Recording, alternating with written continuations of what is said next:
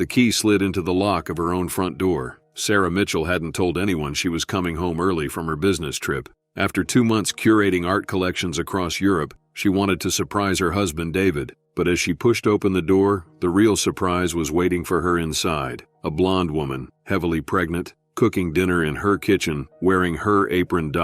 Before we continue the story, let us know where you're watching from. After 2 exhausting months in Europe, Sarah had managed to wrap up her exhibition tour 3 weeks early. The 16-hour flight from Milan to Chicago had left her drained, but the thought of seeing her husband David's face when she walked through the door kept her going through the jet lag. Their marriage had weathered its share of challenges over the past 8 years. David, an investment manager at Continental Trust Bank, had always supported Sarah's career, even when it took her away for weeks at a time. They'd built what Sarah believed was a solid partnership, childless by mutual choice, focused on their careers, with a beautiful home in the suburbs of Chicago that they'd spent years perfecting. As Sarah's taxi pulled into the tree-lined street of her neighborhood, she felt that familiar sense of relief. Home, finally. But as the car approached her house, something felt off. "That's strange," Sarah murmured, noticing a sleek black BMW she didn't recognize parked in her usual spot in the driveway. Maybe David bought a new car, she wondered, but immediately dismissed the thought. David would have mentioned such a major purchase in their daily calls. As the taxi driver helped her with her luggage, Sarah noted more discrepancies. The front garden had been completely redesigned. The carefully selected hypoallergenic plants she'd insisted on due to her severe allergies had been replaced with vibrant hydrangeas. Beautiful, but exactly the flowers her immunologist had warned her to avoid. The exterior lighting had changed too. The warm golden sconces that had taken them months to source from an artisan in Vermont had been replaced with harsh, modern blue LED fixtures that gave the colonial-style home an oddly clinical appearance. Maybe he's planning a surprise renovation, Sarah thought, though the knot in her stomach suggested otherwise. Sarah paid the driver and wheeled her suitcase to the front door. That's when she heard it, unfamiliar music drifting through the windows. Not David's preferred jazz or her classical compilations, but pulsing electronic dance music that seemed entirely out of character for their household. Using her key, Sarah entered quietly.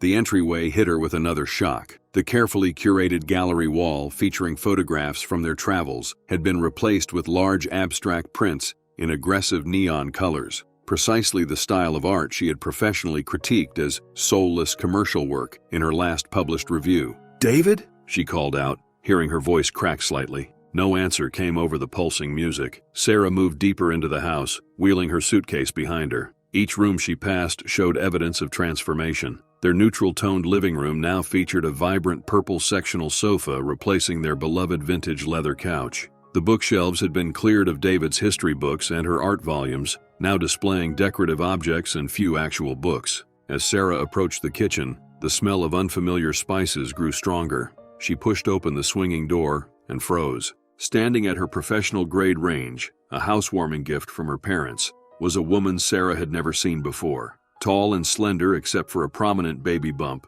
the woman had platinum blonde hair pulled into a messy but stylish bun. She wore Sarah's vintage Parisian apron, the one Sarah's grandmother had given her, stretched awkwardly over her pregnant belly. For what seemed like an eternity, Sarah stood silent, trying to process the scene. The woman hadn't noticed her yet, humming along to the music as she stirred something in Sarah's copper cookware. Then, as if sensing a presence, the woman turned. Sarah expected shock, embarrassment, perhaps panic at being discovered. Instead, the blonde woman's perfectly made-up face registered only mild surprise before settling into a practiced smile. "You must be Sarah," the woman said calmly, placing the wooden spoon on the spoon rest. "David said you wouldn't be back for another 3 weeks. Sarah felt as if the floor had disappeared beneath her feet. The casual tone, the knowledge of her schedule, the comfortable way this stranger occupied her space, it all suggested something far beyond a brief indiscretion. "Who are you?" Sarah managed to ask, her voice barely audible over the music still pulsing through the house's speaker system. "And what are you doing in my home?" The woman reached for the tablet on the counter and turned down the music with a manicured finger. The sudden relative quiet felt even more unsettling. "I'm Eliza," the woman replied, resting one hand on her baby bump in what seemed like a deliberately protective gesture. "Eliza Carlyle. David didn't mention I'd be here, did he?" A small, knowing smile played across her lips. "That's so typical of him. Always putting things off until the last minute." Sarah's mind raced through possibilities, each worse than the last. A relative needing somewhere to stay? No. David was an only child whose parents had retired to Florida years ago. A friend in trouble? But why would she speak with such familiarity? I don't understand, Sarah said, fighting to keep her voice steady. Where is David? Why are you in our house? What's happening here? Eliza tilted her head slightly, her expression shifting to one of practiced sympathy that never reached her eyes. Oh dear, she said. This is going to be more awkward than I thought. Eliza turned back to the stove, stirring whatever was in the pot with an air of complete ownership that made Sarah's blood boil. The woman was acting as if Sarah was the intruder in her own home. David will be home in about an hour, Eliza continued, her tone conversational as if discussing the weather. He's at our parenting class. Tuesday nights, you know. Sarah's legs felt weak. She pulled out one of the kitchen chairs, new, like so much else in the house, and sat down heavily, still in her travel clothes. I think you need to explain exactly what's going on, Sarah demanded, finding strength in her rising anger. Now, Eliza sighed, turning down the heat on the stove before facing Sarah. Her hand returned to her baby bump, in what Sarah was beginning to recognize as a calculated gesture. This is awkward timing, Eliza said, leaning against the counter. David and I were planning to call you next week. He's been meaning to tell you for months, but with the baby coming in just 8 weeks, we couldn't wait any longer. She glanced around the kitchen with a proprietary air. I'm afraid you've interrupted our nesting phase. The casual cruelty of the statement hit Sarah like a physical blow. Nesting phase. As if this woman and David were a pair of birds building a home together in the house Sarah had helped design and pay for. How long? Sarah asked, her voice barely above a whisper. How long what? How long have David and I been together? Or how long have I been living here?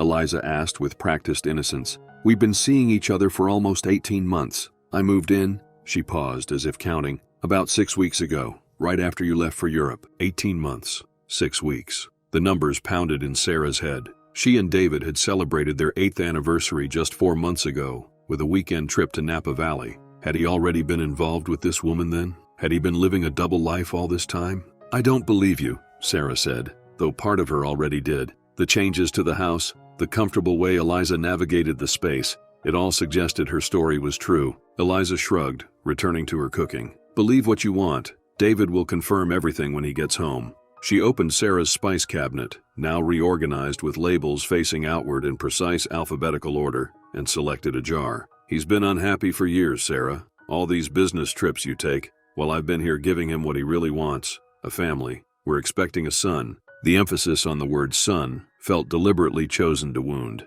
Sarah and David had discussed children early in their marriage and mutually decided to focus on their careers. Or at least, that's what Sarah had believed they'd decided. I want you out of my house, Sarah said, standing up. Now, before David gets back. Eliza laughed, a light tinkling sound that grated on Sarah's already frayed nerves. That's not how this works, she replied. This is David's house too, and he wants me here. She stirred the pot again. Besides, I've been managing things while you've been gone. Bills, maintenance, everything. Ask David if you don't believe me. Sarah's mind raced. She needed to see more of what had happened to her home, to understand the extent of this invasion. I'm going to freshen up, she said stiffly, needing a moment alone to think. Sure, Eliza replied, waving a hand dismissively. Your things have been moved to the guest room. We've been using the master bedroom, of course. The casual statement sent another wave of nausea through Sarah. She left her suitcase in the kitchen and moved through the house, taking inventory of the changes. The home office where she'd written catalog essays and organized exhibitions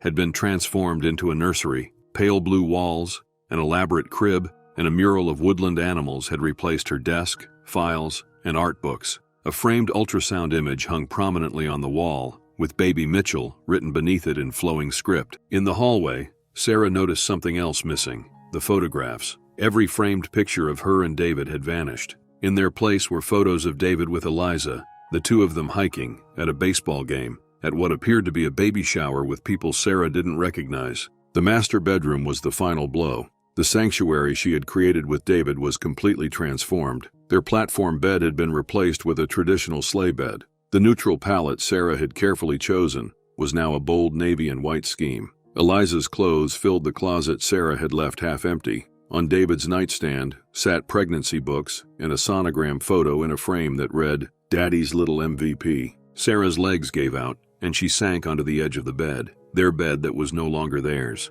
She pulled out her phone, instinctively wanting to call David and demand answers. But as she scrolled to his contact, she realized with growing dread that his last text was from 3 days ago, containing nothing but bland reassurances about his week and questions about her exhibition. Sarah dialed his number. After 3 rings, an automated voice informed her that the number was no longer in service. Returning to the kitchen in a daze, Sarah held up her phone. David's number isn't working. Eliza looked up from setting the dining table, with new dinnerware Sarah had never seen before. Oh, he changed his number last month, she said casually. Too many work calls during off hours. Here, use mine. She held out her phone, opened to contacts where David was prominently displayed. Sarah didn't take the offered phone. Instead, she noticed Eliza had set the table for 2, not 3. I assume I'm not welcome for dinner, Sarah said, her voice hollow. Well, this is rather unexpected, Eliza replied. We hadn't planned on you being here. David will want to talk to you privately when he gets home, I'm sure. Perhaps you could go out and get something to eat? Give us some space to figure out how to handle this situation. The audacity of being asked to leave her own home to give her husband and his pregnant girlfriend space was almost laughable. Almost. I'm not going anywhere, Sarah said firmly. This is my house. Eliza's pleasant facade cracked slightly, revealing a flash of annoyance before she composed herself again. Actually, it's both of yours, isn't it? Which means David has every right to invite me to live here. She placed a hand on her belly again. For the baby's sake. The doorbell rang, startling them both. That's probably the delivery, Eliza said, moving toward the front door. We ordered a rocking chair for the nursery. As Eliza disappeared into the hallway, Sarah quickly went through the drawers in the kitchen island. Her organized system had been completely rearranged, but in the 3rd drawer, she found what she was looking for, the file of house documents. She quickly rifled through, confirming that at least their mortgage paperwork seemed unchanged. From the entryway, she could hear Eliza signing for a delivery, her voice cheerful and completely at ease. This woman had thoroughly embedded herself in Sarah's life, with apparently no reservations or guilt. Sarah's phone vibrated with an incoming text. It was from Megan, her best friend since college, who also happened to work at Continental Trust Bank alongside David. Hey, you back early? Tried your house phone but no answer. Need to talk to you ASAP about David. Something weird with the Henderson account. Call me. Before Sarah could respond, she heard a car pull into the driveway. Through the kitchen window, she saw David's silver Audi parking beside the black BMW. Her husband was home. Sarah felt a strange calm settle over her. After the initial shock and pain, she now wanted answers. She squared her shoulders and waited. The front door opened, and Sarah heard the familiar sound of David's keys dropping into the ceramic bowl in the entryway. A bowl that had been replaced with something new, she noted absently. Babe, that rocker got delivered but they sent the wrong color. I told them we need the... David's voice trailed off as he rounded the corner into the kitchen and saw Sarah standing there. For a brief moment, genuine shock registered on his face. His mouth opened and closed without sound, and color drained from his features. Then, as if a mask had slipped into place, his expression changed to one of practiced concern. Sarah, he said, his voice carefully modulated, you're back early. David Mitchell had always been handsome in a conventional way. Athletic build maintained through regular tennis matches, sandy brown hair cut in an expensive but conservative style, blue eyes that crinkled when he smiled. At 42, he looked younger than his age, especially in the casual polo shirt and khakis he wore now. But as Sarah studied the man she'd been married to for 8 years, she realized she was seeing him clearly for perhaps the first time. The way his eyes darted between her and Eliza, the slight tension in his jaw, the calculated distance he maintained, standing closer to Eliza than to his wife. Obviously, Sarah replied coolly. I've met Eliza. David nodded slowly, moving to stand beside the pregnant woman. His hand automatically went to the small of Eliza's back in an intimate gesture that told Sarah everything about their relationship. I was going to tell you when you got back, David said, his tone rehearsed. This isn't how I wanted you to find out. Find out what exactly? Sarah asked. That you moved your pregnant girlfriend into our home while I was away? That you've redecorated the entire house? That you've changed your phone number? Which part were you planning to tell me, David? David exchanged a look with Eliza before answering. All of it. Sarah, I know this is a shock, but Eliza and I, it just happened. We're in love. The cliché was almost worse than the betrayal. It just happened. As if an 18-month affair resulting in pregnancy was some sort of natural disaster that couldn't have been prevented. When did you plan to tell me? Sarah pressed. Eliza says you've been seeing each other for 1.5 years. That's half of the time I was working on the European exhibition, which, by the way, you encouraged me to take on. A flash of something, guilt, annoyance, crossed David's face. I was trying to find the right time. The right time. Sarah repeated flatly. And that would have been when exactly? After the baby was born? On your first anniversary? David's jaw tightened. This isn't productive, Sarah. What's done is done. We need to talk about next steps. Next steps, Sarah echoed, feeling like a parrot repeating phrases that made no sense. Yes, David said, moving to the dining room table where his briefcase sat. He opened it and removed a folder. I've had papers drawn up, a divorce settlement that's fair to everyone involved. Sarah stared at him in disbelief. You've already prepared divorce papers? It's better this way, David insisted, laying the documents on the table. Clean break. You get to keep focusing on your career, and Eliza and I can focus on our family. The casual cruelty of his words hit Sarah anew. 8 years of marriage, dismissed so easily. I need you to sign these tonight, David continued, his tone becoming more businesslike. My attorney advised that we resolve this quickly, for everyone's benefit. Tonight? Sarah asked incredulously. You expect me to sign divorce papers without even reading them? Without my own attorney? David's expression hardened slightly. It's a generous settlement, Sarah. You get to keep your art collection, your personal investments. I'm not trying to take advantage of you. Sarah approached the table and glanced at the papers without touching them. Even from a cursory look, she could see it was far more than just divorce papers. There were documents related to their joint accounts, the house, and something about the Henderson Family Trust. Why are there documents about my family's foundation in here? Sarah asked, suspicion growing. Just formalizing the separation of our financial interests, David said smoothly. You know I've been helping manage some of the Henderson investments. This just clarifies that I'll no longer have any involvement. Something didn't add up. David had indeed helped with some investment advice for her family's foundation, but he'd never had signing authority or direct access to those accounts. Sarah's phone vibrated again. Another text from Megan. Don't sign anything. Something's wrong with the Henderson account. Call me ASAP. Sarah glanced up to see both David and Eliza watching her intently. I need time to review these, Sarah said, buying time, and I need to speak with my own attorney. There's no time for that, David insisted, his voice taking on an edge she'd rarely heard. I need you to sign these papers and move out as soon as possible, for the baby's sake. There was that phrase again, for the baby's sake, as if an unborn child somehow entitled them to her home and rushed legal proceedings. Move out, Sarah repeated. This is my house too, David. My name is on the mortgage. Where exactly do you expect me to go tonight?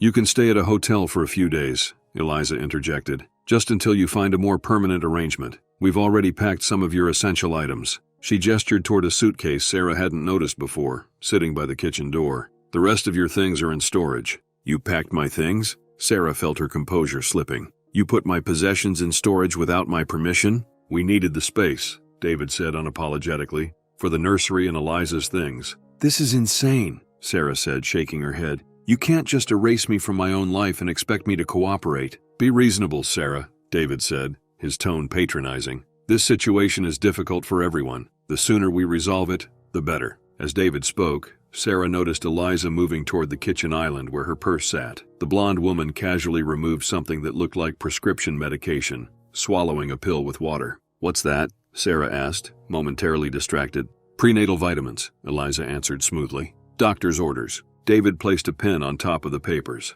Sarah, please, just sign the documents. Then you can go, and we can all start moving forward. I'm not signing anything tonight, Sarah said firmly, and I'm not leaving my house. David's expression darkened. You're making this more difficult than it needs to be. Am I? Sarah countered. You've been having an affair for over a year, moved another woman into our home, changed the locks on my office, disposed of my belongings, and prepared legal documents I've never seen before. But I'm the one making things difficult. You were never here, David snapped, his composure finally cracking. Always at some gallery or exhibition or auction. What did you expect? I expected fidelity, Sarah replied coldly. It's generally considered a basic component of marriage. David laughed bitterly. Marriage requires presence, Sarah. You chose your career over our relationship years ago. That's not fair, Sarah protested. We agreed on our priorities together. You encouraged my career. Things change, David said, glancing at Eliza. People change. I want a family, Sarah. Something you were never interested in.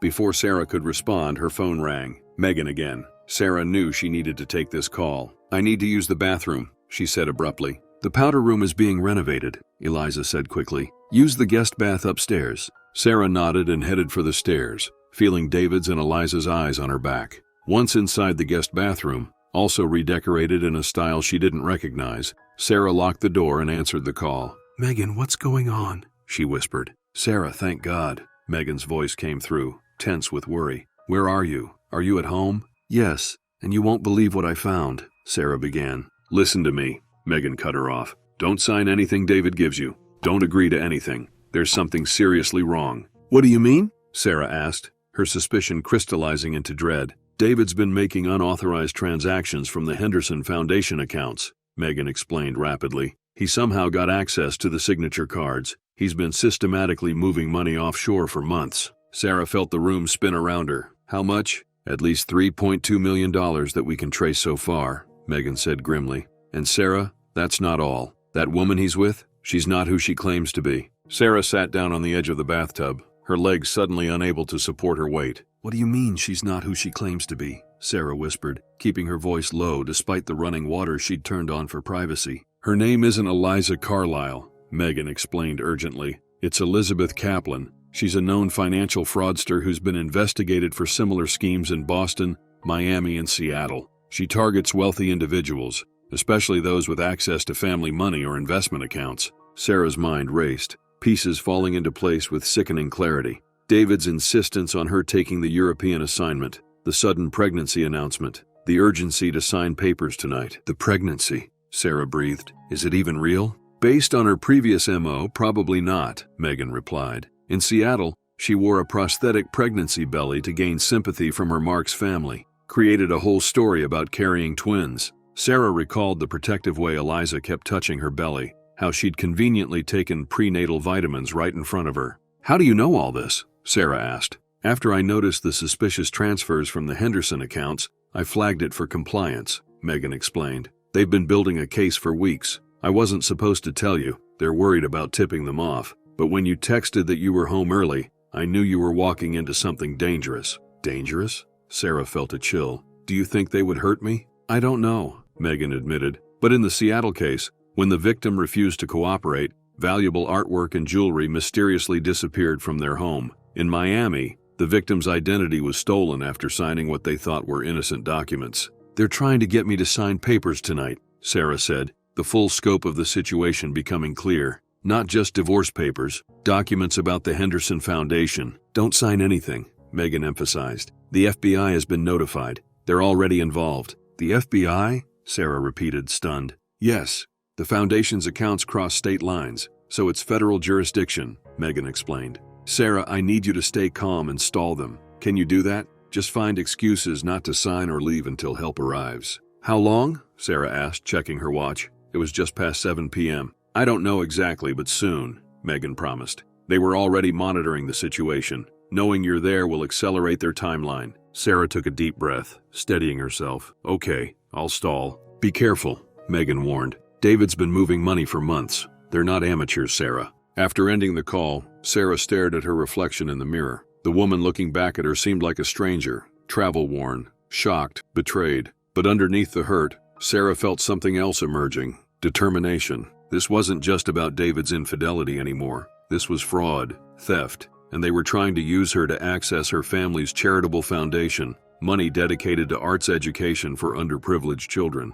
Sarah splashed cold water on her face, ran her fingers through her hair, and steeled herself for what was to come. She had to keep them talking, keep them believing she might eventually cooperate, until help arrived. Downstairs, she found David and Eliza in what appeared to be a hushed, tense conversation that stopped abruptly when she entered the room. Everything okay? David asked, his voice overly casual. As well as can be expected, Sarah replied, moving toward the dining table where the papers still lay. I've been thinking about what you said. David and Eliza exchanged a quick glance that Sarah now recognized as calculating, rather than intimate. And, David prompted, I need to understand what I'm signing, Sarah said, pulling out a chair and sitting down. Walk me through these documents. Relief flashed across David's face. Of course, that's reasonable. He sat down across from her, pulling the stack of papers closer. As I mentioned, it's a straightforward divorce settlement. Sarah nodded, watching as he flipped to the first page. For the next 20 minutes,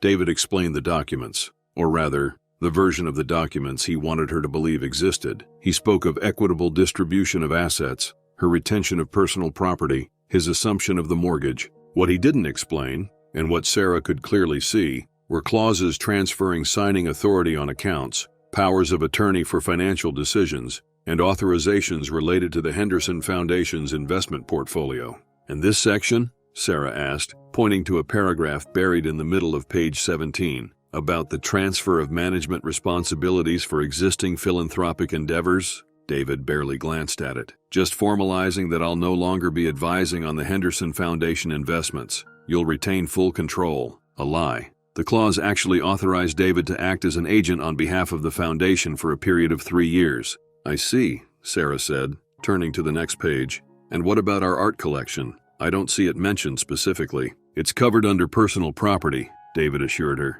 You keep your pieces, I keep mine. Fair division. Another lie. A separate document in the stack, which he hadn't shown her yet, included an inventory of art assets and their transfer to a newly formed LLC, one that Sarah suspected she would have no actual control over. As Sarah continued to ask questions, drawing out the process, she noticed Eliza growing increasingly anxious. The blonde woman checked her watch repeatedly and kept glancing at her phone. Is there somewhere you need to be? Sarah asked innocently. No, Eliza said quickly. Just checking the time. It's getting late. David shot Eliza a warning look before turning back to Sarah with a forced smile. We have plenty of time to go through this properly. I want you to feel comfortable with everything. Sarah nodded, pretending to read another page carefully. This mentions an offshore account in the Cayman Islands. We don't have any offshore accounts, David.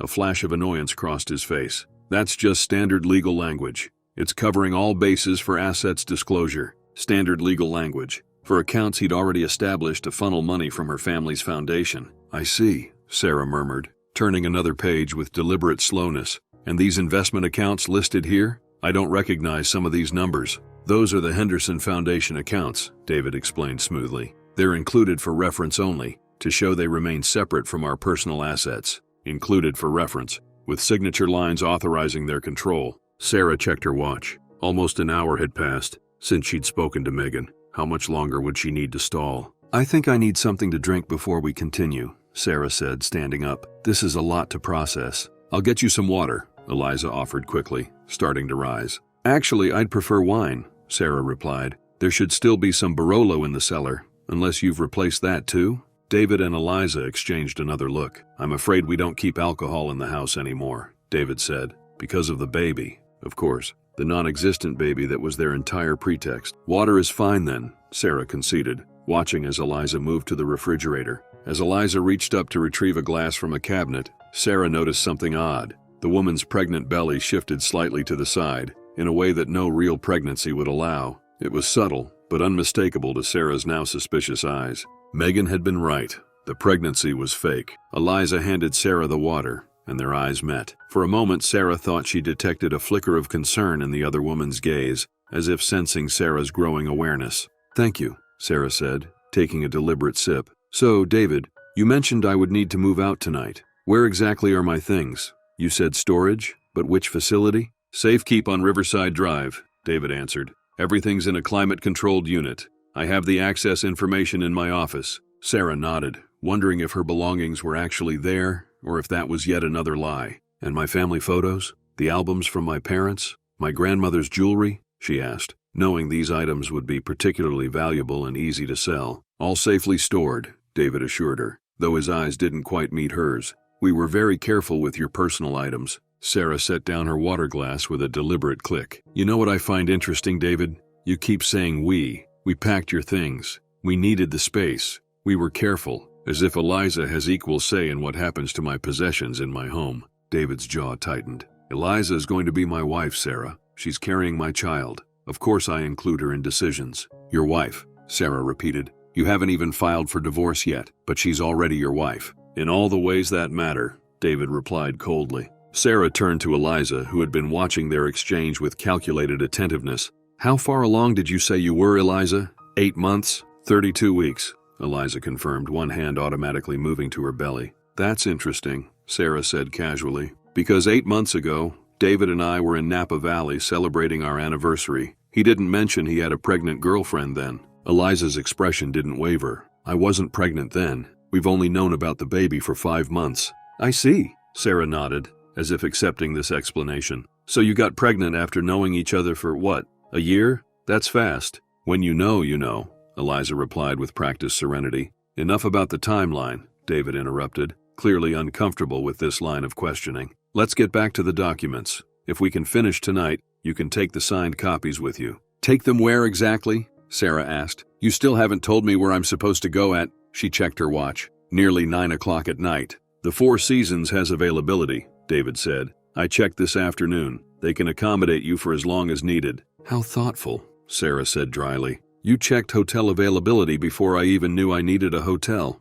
David's patience was visibly wearing thin. Sarah, please, just sign the papers. You can have your attorney review everything afterward if you're concerned, but I need these signatures tonight. Why the rush? Sarah pressed. If this is all above board and fair, as you claim, why does it have to happen right now? David glanced at Eliza before answering. My attorney advised completing this as quickly as possible, for clean closure. Your attorney advised getting signatures without independent legal review? Sarah asked skeptically. That seems unlikely for any reputable lawyer. David's expression hardened. You're being difficult on purpose. No, I'm being cautious, Sarah corrected, which seems reasonable when my husband of 8 years ambushes me with divorce papers and a pregnant girlfriend in one evening. Eliza stepped forward, her voice taking on a harder edge than before. David, this isn't working. She's not going to sign tonight. She will, David insisted, turning back to Sarah. Look, I've been more than patient. I've explained everything. I've offered a generous settlement. I've arranged accommodation for you.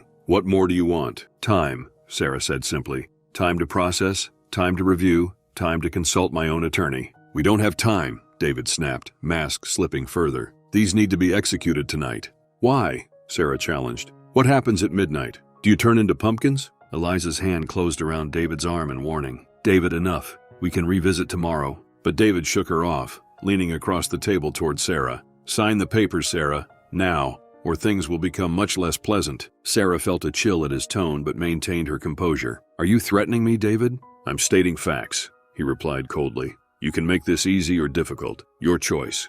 As tension filled the room, Sarah noticed Eliza checking her phone again, typing something quickly before putting it away. The woman's nervousness was becoming more apparent by the minute. Just then, Sarah's own phone vibrated with an incoming text. Glancing down, she saw Megan's name and a simple message. ETA 15 minutes. 15 minutes. She just needed to stall a little longer. Let me think about this, Sarah said, picking up the stack of papers and leafing through them, as if reconsidering. If I sign tonight, what exactly happens next? David seemed to relax slightly, believing she was finally cooperating. You'll take these copies with you to the Four Seasons. Tomorrow the transfers will be processed through our respective attorneys. By the end of the week, everything will be officially separated. And the house? Sarah asked. When would I need to formally move out? Technically, you'd have 30 days, David replied. But given the circumstances, sooner would be better, for everyone. Sarah nodded thoughtfully. And my personal items at this storage facility, I'd have immediate access?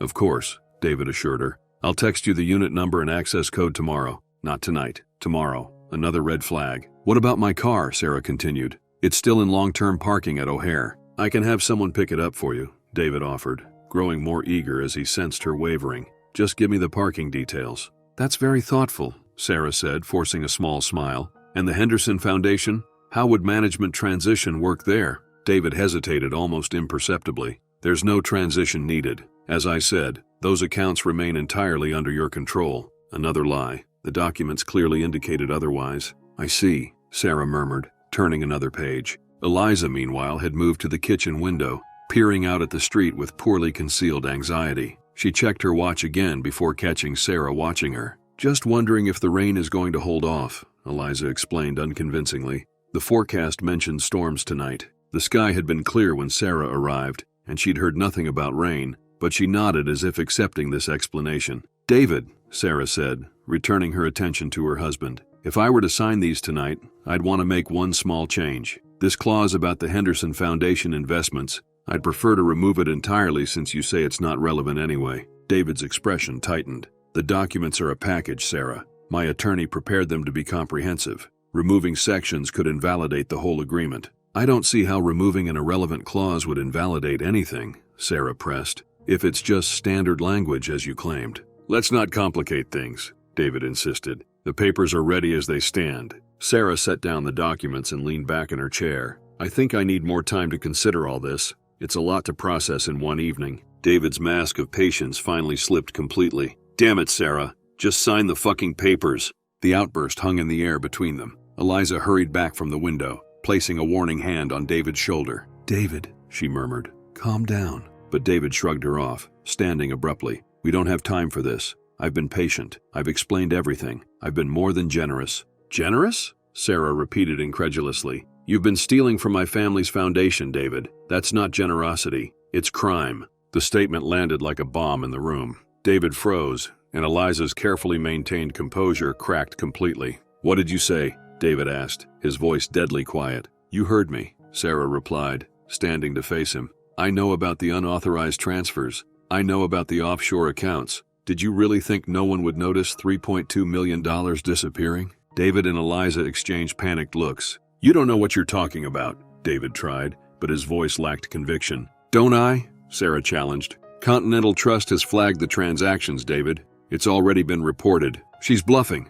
Eliza said quickly. "She just got back. She can't know anything." Sarah turned to the blonde woman. "I know enough, Elizabeth. Or do you prefer Eliza these days?" The color drained from Eliza's face. "What did you call me?" "Elizabeth Kaplan," Sarah said clearly. "That is your real name, isn't it? Not Eliza Carlisle." For a moment no one moved. Then David recovered, forcing a laugh that sounded hollow even to his own ears. "This is ridiculous, Sarah. You're making wild accusations because you're upset about our relationship." "Am I?" Sarah countered. "Then explain why Continental Trust Compliance has been building a case for weeks. Explain why the FBI is involved." "FBI?" Eliza repeated, her voice barely above a whisper. "You're lying," David insisted, but he'd begun to sweat, his collar suddenly seeming too tight. "Check your phone, David," Sarah suggested. "I'm sure your contact at the bank has been trying to reach you. The transfers were flagged. The investigation is already underway." David's hand moved involuntarily toward his pocket, confirming Sarah's suspicion. "This is absurd," Eliza declared,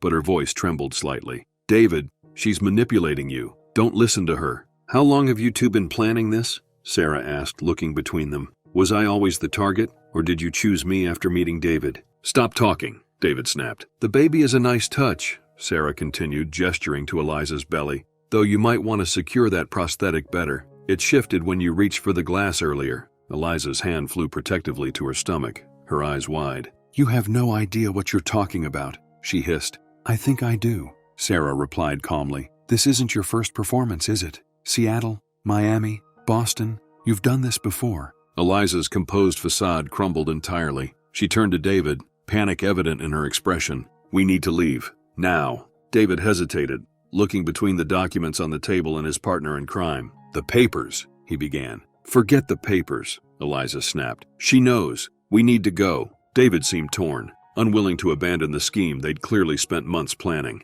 "But the transfers, we need her signatures to access the—" "David!" Eliza cut him off sharply. "She said the FBI is involved. We need to leave." The mention of federal law enforcement finally seemed to penetrate David's hesitation. He grabbed his phone from the table, quickly scrolling through messages, his face growing paler by the second. "How did you know?" he demanded, looking up at Sarah with a mixture of anger and fear. "You just got back. There's no way you could know about the accounts." "You underestimated me," Sarah said simply, "and you underestimated the people who care about me." David's expression hardened. "The documents, Sarah. Sign them, and we'll leave you alone. One signature, and this all goes away." "It's too late for that," Sarah replied. "As I said, the investigation is already underway." "She's lying," Eliza insisted, though less convincingly than before. "The authorities would be here if what she's saying was true." As if on cue, headlights swept across the front windows as a vehicle pulled into the driveway. Eliza rushed to the window, pushing aside the curtain. "It's too early," she whispered, her voice filled with dread. "They weren't supposed to be here until midnight." David joined her at the window, his face draining of the little color it had left. "Who was coming at midnight?" Sarah asked, though she already suspected the answer. "Movers for my remaining belongings? Or maybe someone to help with those offshore accounts?" Neither David nor Eliza answered, transfixed by whatever they were seeing outside. "It's over," Sarah said quietly. "Whatever you were planning, it's done." David turned to her, desperation replacing his earlier confidence. "Sarah, listen to me. You don't understand what's happening. We can work this out. Just sign the papers, and I'll explain everything." "I think you've explained quite enough already," Sarah replied coolly. A firm knock sounded at the front door, making all three of them jump. Eliza backed away from the window, looking for an escape route. "The back door," she whispered urgently to David. "We can still get out." But David seemed frozen in place, reality finally crashing down around him. "They'll have the house surrounded," he said hollowly. Another knock, louder this time, followed by a firm voice. "FBI, open the door." The commanding voice from outside left no room for misinterpretation. "FBI, open the door now." David and Eliza remained frozen, panic evident in their expressions. Sarah moved toward the front door, but David suddenly lunged forward, grabbing her arm. "Don't!" he hissed. "We can still fix this." Sarah wrenched her arm free. "It's over, David." Before anyone could react further, the front door burst open. 4 agents in FBI windbreakers swarmed into the foyer, weapons drawn. "FBI, hands where we can see them," shouted the lead agent, a tall woman with short dark hair and intense focus. David raised his hands slowly, his face ashen. Beside him, Eliza did the same, though her eyes darted frantically around the room as if still seeking escape. "Sarah Mitchell?" the female agent asked, quickly scanning the room. "That's me," Sarah confirmed, stepping forward with her hands visible. "Agent Cassandra Kim, FBI Financial Crimes Division," the woman said, holstering her weapon as other agents moved to secure David and Eliza. "Are you all right, Mrs. Mitchell?" "I'm fine," Sarah assured her, though fine seemed like a gross simplification of her emotional state. Agent Kim nodded, then turned her attention to the other 2 people in the room. "David Mitchell and Elizabeth Kaplan, you're under arrest for wire fraud, identity theft, conspiracy to commit financial crimes, and attempted theft from a charitable foundation." As the agents began to handcuff David, he struggled briefly. "This is a misunderstanding. Sarah, tell them. This is just a divorce matter." Agent Kim ignored his protests, continuing to recite his rights as another agent secured his wrists behind his back. The agent handling Eliza had a more difficult time. As he attempted to cuff her, Eliza's pregnant belly shifted dramatically to one side. "Careful with that," Eliza snapped. "It's expensive." The agent paused, looking down at the prosthetic in confusion. "Ma'am, I need you to remove that device." Eliza glared, but reached under her shirt with her still free hand, unfastening something. The entire pregnancy belly came away in one piece, revealing her slim frame underneath. She dropped the sophisticated prosthetic onto the floor with a dull thud. Sarah stared at the discarded fake belly. Even knowing it wasn't real, seeing the physical evidence of the deception was jarring, a tangible symbol of the elaborate lies that had been constructed around her. Agent Kim approached Sarah, while the other agents continued processing David and Eliza. "Mrs. Mitchell, I know this is a shock. We've been building this case for several weeks based on financial evidence, but we weren't expecting to find you here tonight. According to our information, you weren't due back for another 3 weeks." "I finished my work early," Sarah explained, feeling oddly detached as she watched the scene unfold in her own living room. "I wanted to surprise my husband." A flicker of sympathy crossed Agent Kim's professional demeanor. "Quite a surprise all around, it seems. We need to ask you some questions, but they can wait until tomorrow if you prefer." "No," Sarah said firmly. "I want to understand what's happening. What exactly were they doing?" Agent Kim gestured toward the dining table where the document still lay. "May I?" Sarah nodded, and the agent flipped through the papers with gloved hands. "Based on our investigation, your husband and Miss Kaplan were attempting to gain control of your family's charitable foundation through fraudulent documentation," Agent Kim explained. "These papers contain hidden clauses that would have given them signing authority over the Henderson Foundation accounts. They've already managed to transfer over $3 million to offshore accounts, but they needed your signature to access the bulk of the foundation's assets." Sarah felt sick. "And the divorce? Was that just part of the scheme too?" "The divorce was real enough," Agent Kim confirmed, "but expedited and structured to their advantage. Had you signed these papers, you would have unknowingly surrendered not just your marital assets, but control of your family's foundation." From the foyer, Sarah could hear David still protesting as agents led him toward the door. "Sarah, don't listen to them. This is all a misunderstanding." Elizabeth Kaplan, in contrast, remained coldly silent, her calculating eyes fixed on Sarah with unmistakable hatred. "How did you find them?" Sarah asked Agent Kim. "Megan, my friend, she said you were already investigating. We received a report from compliance officers at Continental Trust Bank about suspicious transfers from the Henderson Foundation accounts," Agent Kim explained. "The pattern matched previous cases involving Miss Kaplan. When we began surveillance, we discovered her connection to your husband." The agent picked up a document from the stack, pointing to a particular clause. "This is especially sophisticated work. The authorization for wire transfers is embedded within standard divorce language about asset division. Most people wouldn't catch it without careful legal review." Sarah thought back to David's insistence that she sign immediately, without consulting her own attorney. The urgency made sickening sense now. Were they working alone? Sarah asked, remembering Eliza's mysterious phone checks and the comment about someone coming at midnight. No, Agent Kim confirmed. We've identified at least 3 accomplices. 2 were apprehended approaching the back of your property, just as we entered. The third, she paused as her radio crackled. After listening briefly, she continued, has just been apprehended 3 blocks away, attempting to flee in a rental van. A van? Sarah repeated. Based on previous cases, they likely plan to empty your home of valuables tonight, Agent Kim explained. Art, jewelry, electronics, anything easily transported and sold. Sarah glanced around her altered home, seeing it with new eyes. The redecorating hadn't just been about Eliza asserting dominance, it had been preparation for stripping the house of anything valuable. Agent Kim continued, Elizabeth Kaplan and her accomplices target wealthy individuals with access to family money or investment accounts. They've stolen over $12 million in the last 3 years, using variations of this exact scenario. And David? Was he a victim too? Sarah asked, though she already suspected the answer. Agent Kim's expression hardened slightly. Initially, we believed Mr. Mitchell might have been manipulated, unaware of Miss Kaplan's true intentions. However, electronic evidence recovered from his office computer shows he was a willing participant once he understood the potential financial gain. He's been actively assisting with the fraud for at least 6 months. The confirmation of David's willing participation hit Sarah like a physical blow. This wasn't just infidelity or midlife crisis, it was calculated criminal behavior. I'd like to speak with your friend Megan Thompson tomorrow as well, Agent Kim added. Her alert to you and to our office likely prevented much greater losses. Sarah nodded numbly. Of course. As the agents led David and Eliza outside to waiting vehicles, additional FBI personnel entered, beginning to document and search the house. One agent carried in a large evidence container. We'll need to process the scene, Agent Kim explained. It may take several hours. Is there somewhere you can stay tonight, Mrs. Mitchell? The irony wasn't lost on Sarah. She was still being asked to leave her own home, just under very different circumstances than David and Eliza had planned. I can call Megan, Sarah said, or a hotel. Agent Kim nodded. Take whatever personal items you need for the night. We'll provide security for the property until our search is complete. As Sarah moved to gather some essentials, she passed by one of the agents carefully placing the prosthetic pregnancy belly into an evidence bag. The agent looked up as she approached.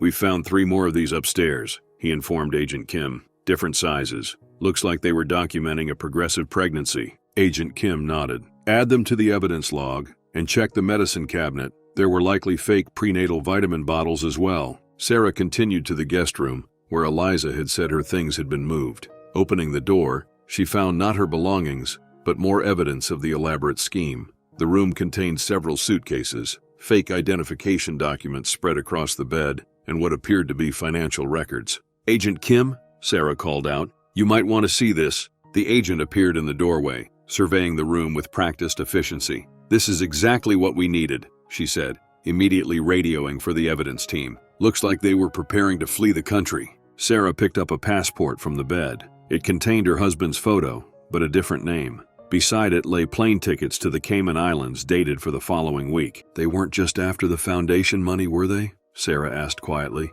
They were going to take everything. That's their usual pattern, Agent Kim confirmed. The foundation was the primary target because of its liquid assets, but they wouldn't have stopped there. Based on what we've seen in previous cases, they likely would have emptied your accounts, maxed out credit cards in your name, and taken anything of value from the property before disappearing. Sarah set down the fake passport, feeling suddenly exhausted. The adrenaline that had carried her through the confrontation was ebbing, leaving behind a bone-deep weariness. I think I'll call that hotel now, she said. Agent Kim nodded sympathetically. One of my agents can drive you wherever you need to go. And Mrs. Mitchell, we'll need you to come in tomorrow for a formal statement, but I want you to know, you handled this situation remarkably well. Many people in your position would have panicked. Sarah managed a tired smile. I think I'm saving the panic for later. As she was escorted from the house, past agents cataloging evidence, past the spot where David and Eliza had stood confidently announcing their futures together just hours ago, Sarah felt a strange sense of displacement.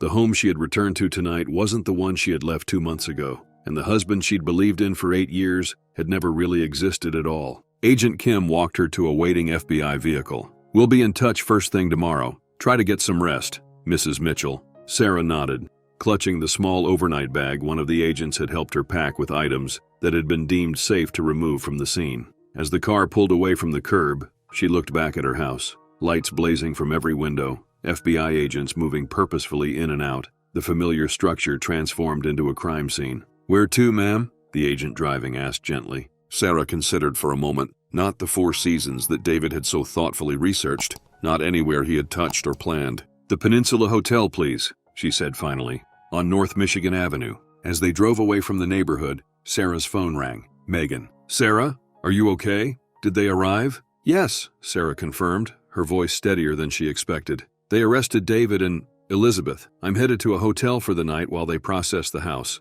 "Oh, thank God," Megan breathed. "I've been so worried. Do you want me to meet you somewhere? You shouldn't be alone tonight." The simple offer of friendship brought the first tears of the evening to Sarah's eyes. "Yes," she said softly. "I'd like that very much." The Peninsula Hotel suite offered a stark contrast to the chaos Sarah had left behind. Floor-to-ceiling windows showcased Chicago's glittering skyline, the city lights reflecting off Lake Michigan in the distance. The elegant room, with its neutral palette and understated luxury, felt like a sanctuary after the emotional maelstrom of the evening. Sarah sat on the edge of the king-sized bed, still in her travel clothes, as Megan poured them each a glass of wine from the room service delivery. "The FBI agent seemed thorough," Megan said, handing Sarah a glass. "Agent Kim, you said?" Sarah nodded, taking a grateful sip. "Cassandra Kim, Financial Crimes Division. She said they've been building this case for weeks. After I flagged those transfers, things moved quickly," Megan explained, settling into an armchair across from Sarah.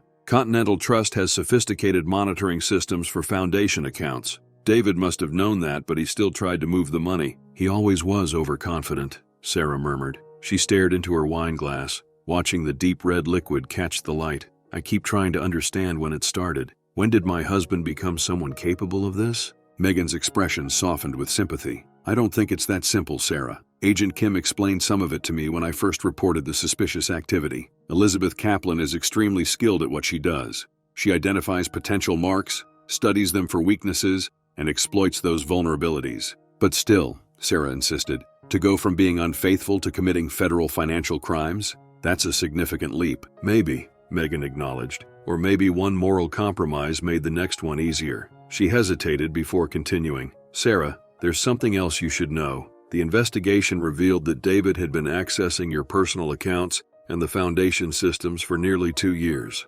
Long before Elizabeth appeared, Sarah felt a fresh wave of betrayal wash over her. 2 years? That's before I even started planning the European tour." Megan nodded grimly. "The FBI believes he may have been laying groundwork, looking for opportunities, when the foundation received that major endowment last year. The Sutherland donation," Sarah said, remembering the elderly collector who had left $12 million to the Henderson Foundation upon his death. "David organized the investment strategy for those funds." "Exactly," Megan confirmed. "That influx of capital created the opportunity they needed, but they still required your signature for the major transfers." Sarah took another sip of wine, trying to process this latest revelation. "So the European assignment, the one David encouraged me to take, was that part of the plan all along?" "It looks that way," Megan replied gently. "Agent Kim said they found emails between David and Elizabeth discussing the perfect window while you were overseas." The pieces continued falling into place in Sarah's mind. "And let me guess,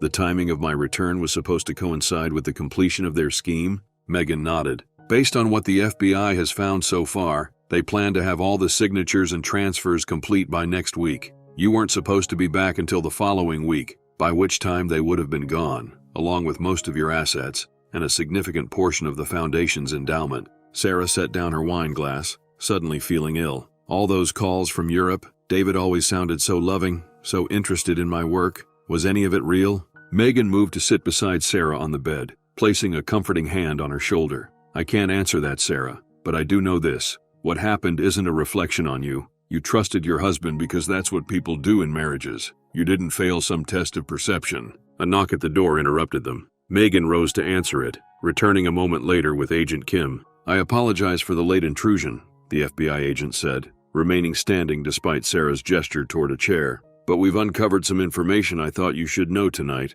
rather than waiting until morning." Sarah straightened, bracing herself for more revelations. "What is it?" "The real Eliza Carlisle," Agent Kim began, "is a graduate student in Boston who reported her identity stolen 8 months ago. Elizabeth Kaplan appears to have used her identity to establish credentials here in Chicago, including a fake interior design business. Interior design? Sarah repeated, thinking of the dramatic changes to her home. Agent Kim nodded. It provided a convenient cover for her presence in your house and the subsequent alterations. But that's not why I'm here. She hesitated briefly. Mrs. Mitchell, the evidence team found several hidden cameras installed throughout your home. Sarah felt her skin crawl. Cameras? For what purpose? Based on preliminary forensics, they were installed approximately 7 months ago, Agent Kim explained. The footage was being stored on a secure cloud server we've now accessed. It appears they were monitoring your routines, your conversations, even your private financial discussions. 7 months, Sarah echoed hollowly.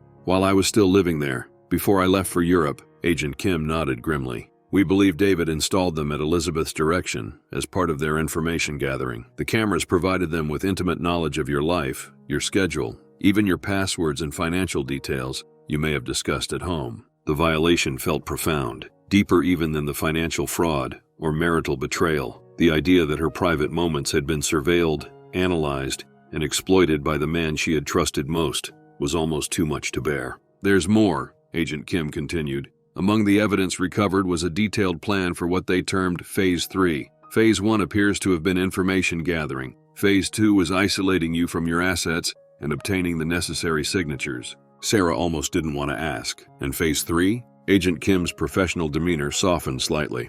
I tell you this not to frighten you further, but so you understand the seriousness of what you've escaped. Phase 3 involved opening lines of credit in your name, maxing out existing accounts, and she paused, choosing her words carefully, ensuring you would be in no position to challenge their actions once discovered. What does that mean exactly? Megan asked when Sarah remained silent. They had prepared documentation suggesting Mrs. Mitchell was suffering from mental health issues, Agent Kim explained. Fabricated medical records, emails to a non-existent therapist, allegedly from Mrs. Mitchell, expressing paranoid thoughts. They were building a case to question her competency if she later challenged the transfers. Sarah felt a chill despite the warm room. They hadn't just planned to steal her money. They had prepared to destroy her credibility, her reputation, perhaps even her freedom. I know this is overwhelming, Agent Kim acknowledged, but I wanted you to have this information tonight because it underscores how comprehensive their planning was. This wasn't a crime of opportunity or a relationship gone wrong.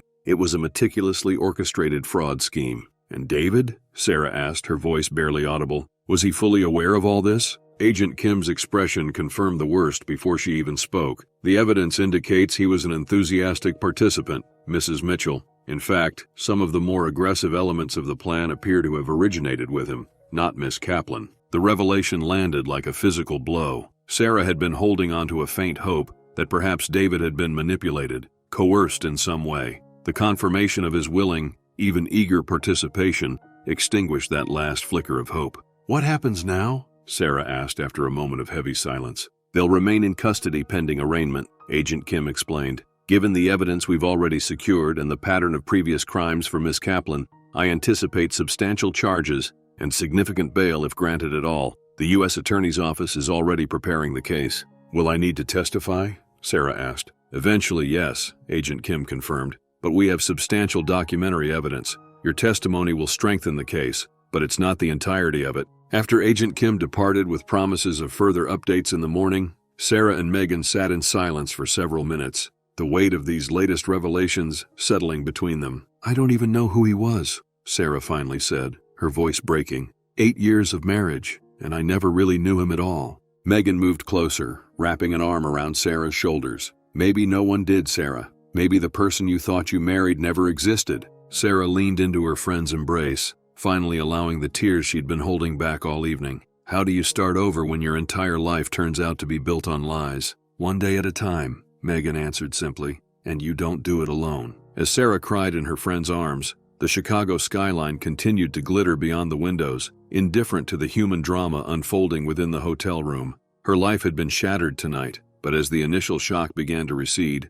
Sarah felt something unexpected stirring beneath the pain and betrayal, a quiet, steely determination. David and Elizabeth had underestimated her. They had mistaken her trust for weakness, her dedication to her career for neglect of her marriage. They had calculated and schemed and lied, believing her too distracted or naive to notice. But they had been wrong. 6 months later, The Anderson Gallery in downtown Chicago hummed with conversation and the gentle clinking of champagne glasses. Spotlights illuminated a series of powerful mixed media pieces arranged throughout the modern space, each depicting fragmented houses, broken contracts, and shadowy figures in the background of seemingly perfect domestic scenes. At the center of the exhibition stood Sarah Mitchell, greeting guests and discussing her curatorial vision. Gone was the shell-shocked woman from that April night. In her place stood someone stronger, more focused, with a quiet confidence that radiated from within. The exhibition challenges our assumptions about security and trust, Sarah explained to an art critic from the Tribune.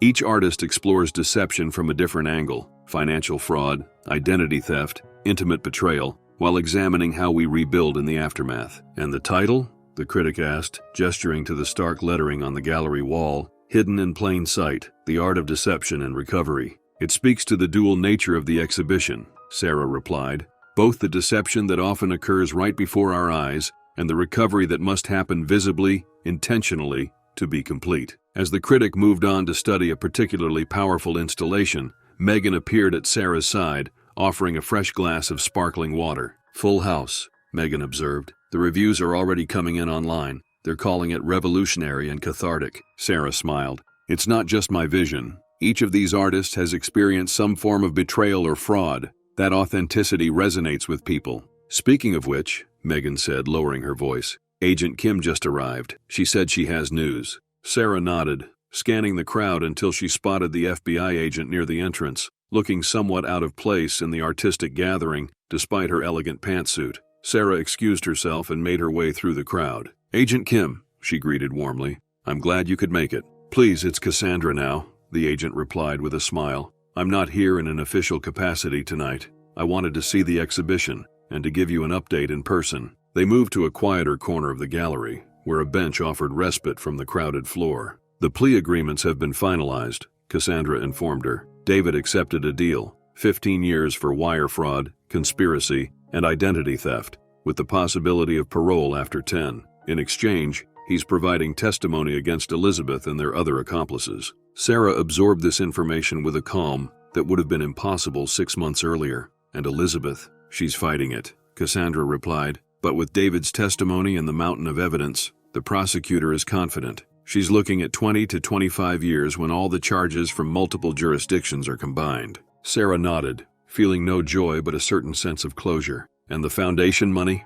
Almost all recovered, Cassandra confirmed. The offshore accounts have been frozen and the funds are being repatriated. The paperwork is slow, but the money is secure. That's what matters most, Sarah said. Those funds were meant to provide arts education to underserved communities, not to finance David and Elizabeth's escape. There's something else, Cassandra added. We've identified 3 more victims of Elizabeth's previous scams. They weren't as fortunate as you. They lost nearly everything before the fraud was discovered. The prosecutor wondered if you'd be willing to speak with them, perhaps help them through their recovery process. Your strength has been remarkable, Sarah. Sarah considered the request. 6 months ago, she might have wanted to put as much distance as possible between herself and anything related to the crime that had upended her life. But now, having channeled her experience into this exhibition, into something productive and healing, the idea of helping others felt right. I'd be happy to, she agreed. Perhaps they'd be interested in contributing to the next phase of this exhibition as well. We're expanding to include workshops on recovery and rebuilding.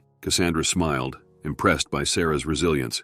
I'll let them know. As the agent departed to view the exhibition, Megan rejoined Sarah. Everything okay? She asked. Sarah nodded. The legal proceedings are wrapping up. Justice is being served. She glanced around the crowded gallery, at the powerful artwork and the engaged visitors. But this feels more important somehow. Turning pain into purpose, Megan observed. Exactly, Sarah agreed. David and Elizabeth tried to destroy my life, but they inadvertently gave me a new direction instead. Later that evening, as the last guest departed and the gallery staff began closing procedures, Sarah stood before the final piece in the exhibition, a powerful mixed media work she had created herself. The central image showed a house split in two, one half pristine and perfect, the other revealing hidden cameras, document shredders, and false bottoms and drawers. Layered throughout were fragments of the fraudulent documents David and Elizabeth had prepared, now rendered harmless as art materials. The FBI had permitted her to use redacted versions for the project after the evidence had been processed. At the bottom of the piece, Barely visible unless one looked closely, was a small inscription, "The truth will out." Sarah gathered her things, preparing to leave. The renovated loft she now called home awaited her, a space entirely her own, decorated with items she had chosen herself, secured with a state-of-the-art system Cassandra had recommended. Her phone chimed with a text message from a number she didn't recognize. "Mrs. Mitchell, this is Claire from Seattle. Agent Kim gave me your contact information. I was one of Elizabeth Kaplan's victims 3 years ago. I saw the online coverage of your exhibition. If your offer to connect with other survivors is genuine, I would be grateful. Some days, I still feel like I'm drowning in the aftermath." Sarah read the message twice, then composed a reply. "Claire, thank you for reaching out. The offer is absolutely genuine. The drowning feeling does subside, I promise. Let's meet next week. In the meantime, please know you're not alone in this journey." After sending the message, Sarah put away her phone and took one last look around the gallery. 6 months ago,